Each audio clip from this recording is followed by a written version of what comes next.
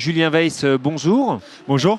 Vous êtes responsable des formations courtes au sein de l'ENGES. Est-ce que vous pouvez nous présenter l'école?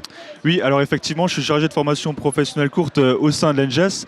En fait, l'ENGES, qui est l'École nationale du génie de l'eau et de l'environnement, est une école d'ingénieurs qui est spécialisée dans tout ce qui est eau, donc tout ce qui est conceptualisation, dimensionnement de réseaux d'eau potable et d'assainissement.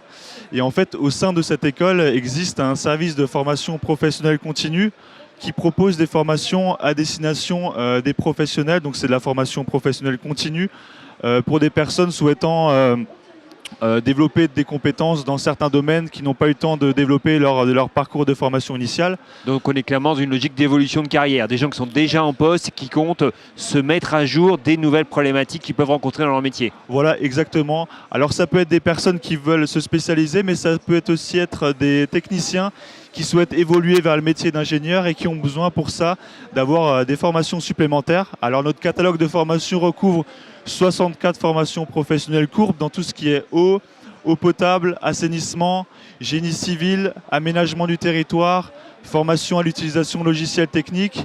Et du coup, c'est une large gamme de formations qui permet d'équiper l'ingénieur ou le futur le technicien qui souhaite évoluer vers avoir un solide socle de compétences. Alors aujourd'hui, quels sont les sujets qui font un peu la une? Sur quoi est-ce que vous développez un portefeuille spécifique de formation? Alors c'est vrai qu'on le sait tous, il y a le changement climatique qui arrive de plus en plus rapidement et c'est vrai que ça a un peu augmenté le nombre de participants sur certaines formations, notamment tout ce qui est en lien avec gestion des eaux pluviales, gestion des inondations et tout ce qui est la GEMAPI. Ce sont des thématiques qui sont de plus en plus actuelles et pour lesquelles en fait on a de plus en plus de gens qui viennent se former. On a aussi des choses en lien avec l'aménagement du territoire. En fait, il y a la loi climat résilience qui a pour objectif zéro artificialisation d'ici 2050. Et ça pose notamment de nombreuses questions aux collectivités sur la manière dont on va aménager le territoire pour permettre justement cette zéro artificialisation et intégrer à cette zéro artificialisation la gestion des eaux de pluie. Donc vous évoquez effectivement les collectivités, ça veut dire que c'est la cible principale des formations que vous développez sur ces thématiques? Sur ces thématiques, ça peut être la cible principale. La plupart du temps, les collectivités travaillent aussi avec des bureaux d'études. Donc notre cible peut être aussi les bureaux d'études qui participent à la conceptualisation d'études de faisabilité pour ces collectivités-là. Alors tout à l'heure, on parlait de la cible. Ça veut dire donc, si je vous suis bien, que ces formations spécifiques sur ces nouveaux enjeux, elles touchent, ou en tout cas, elles visent aussi bien les cadres qui aujourd'hui fonctionnent déjà dans ces secteurs de l'eau et de l'aménagement du territoire, que les techniciens qui veulent évoluer. C'est ça exactement. Et puis encore quelque chose que j'ai oublié de rajouter. Actuellement, il y a beaucoup d'évolutions technologiques en lien avec tout ce qui est le Smart Water Management.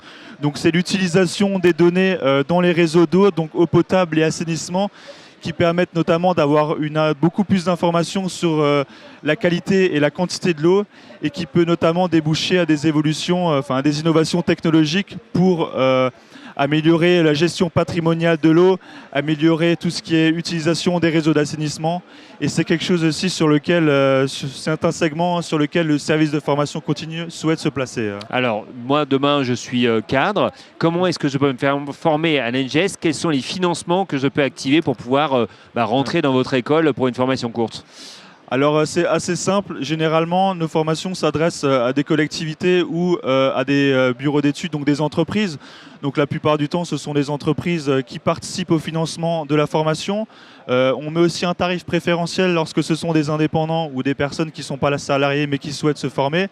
Et puis pour toutes les personnes qui sont en recherche d'emploi, Pôle emploi peut participer à donner des financements pour permettre à ces personnes de venir se former. Monsieur Weiss, je vous remercie de toutes ces précisions sur l'ENGES. Merci à vous pour votre interview.